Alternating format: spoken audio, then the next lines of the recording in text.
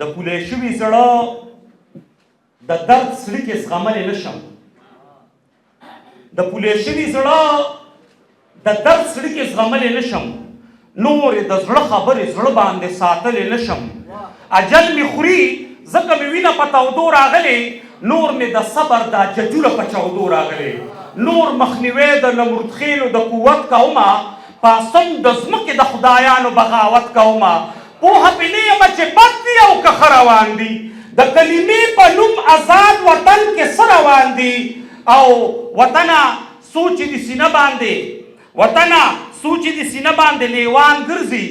دا شوې ګټه به دې بیرته په تاوان ګرځي او دلته قانون او عدلیه د امریت ښکار ده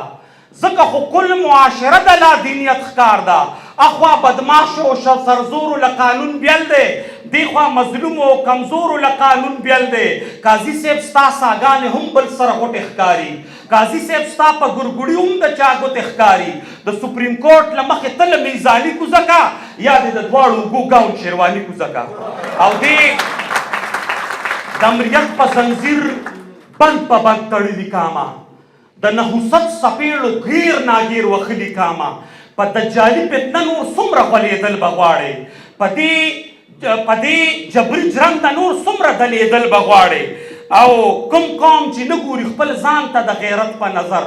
الله هم نه ګوري هغوی ته د رحمت په نظر مونږ په خر او په ټټو کې فرق نه دی کړی موږ چټوکاڼي او چټو کې فرق نه دی کړی او د ملک آبادي دې سونامي ځپلې دې سونامي په حقیقت کې بیا ظلمي ځپلې او د کام زلمیه په بدلون د زړګی یخ شو که نه د کام زلمیه په بدلون د زړګی یخ شو که نه او د مایوسۍ زغی ځیګر باندې د خښ شو که نه کروڑ نوکرو کې یاره تا ته نوکري مبارک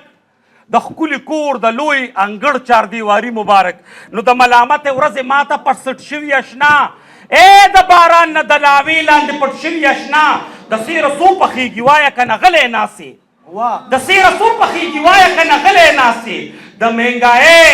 د سیره څو پخېږي وایه که نه غلی ناستې په چپه خوله د مهنګایۍ هرې تراشلې ناستې او دې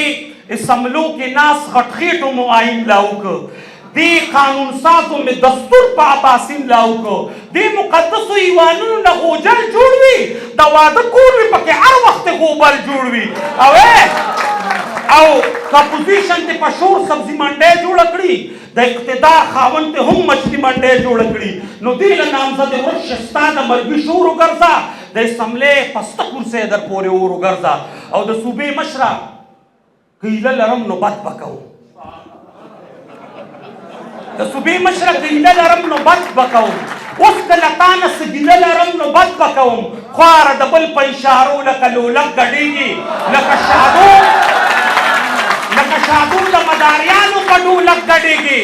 اول د لس کالو قاطع باندې نظر واچوه بیا د اویاو کالو کیسې باندې نظر واچوه چې د صوبې دې معیشت څومره نقصان کړی دی څومره دې ګټه کړې څومره دې تاوان کړی دی او د هوستګي شاعره خدای دې منډو باسه د هوستګي شاعره خدای دې منډو باسه د یار د زنې اننګونه دې دا شونډو باسه د بیدارۍ په ځای دې دا بچي په سکو مین کړل څوک دې په خال څوک دې په شونډو اننګو مین کړل منم چې تا ته د دروغو تر شا جل خوږ دی خو ما ته سپینو سپینو ویلو کې دا خوند خوږ دی منیر صاحب څنګه به بادرنګ ته کریله وایمه زه دې پرې مړ شم خو دله ته به دله وایمه چا کې چې زیش که نو هغه ته به خپل پیر وایم دا مې ایمان ته چې خنزیر ته به خنزیر وایم او د انبیاو وارثانو ته سلام کومه د حق پرستو علماو احترام کومه خو دا بعضې مولایان مذهب ته زیان رسوي دغه د دین په جامه پټ دین ته نقصان رسوي دغه ناحقو زه ټوټې ټوټې ویشلې یمه دوی د فرقو په اره باندې څیرلې یمه دا د فرقو په زنځیرونو کې بندي چا کړو ته بریلي دې پنجپیري څه دیوبندي چا کړو شرخوخې نه مالیار شه ښکلې ګلستان تیار کا دې دوزخ تلو ته زموږ نه مخکې ځان تیار کا الله دې دې حاجي صاحب نه سا په ټکو باسي دا چې په ګیره لاس وهي تسبو نه ټکو باسي دا چې روان دی او په لاسو کې پنسي اخلي دا بډور چې پروغو کې پیسې اخلي بشر نه زبر دی خو د زړه کور کې شیطان ساتي چنجي او خره چې پردي کورونه روان ساتي او جمهوریت د صحافت په کالو ښکلی ښکاري یو صحافي د حقیقت په کالو ښکلی ښکاري دا بعضې صحافیان په خوله ګونګي کړې ربا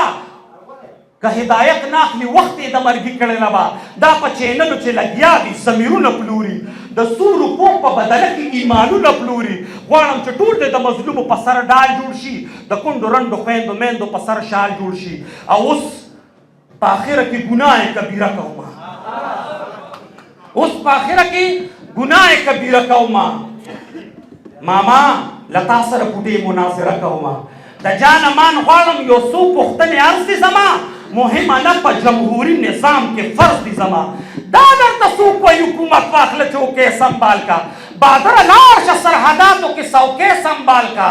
او دې ترهګرو دهشتګردو لره کار جوړ شه زړونه مو وګټه د کام دپاره پهر جوړ شه پاکستاني یم شپېلې مې د تندي لرې کا د وطندارو د مرۍ نه تېزندي لرې کا سجادودي سر پتلی چغه برحق پورته کړه زری په دار کې د ناره د الحق پورته کړه زری په دار کې د ناره د الحق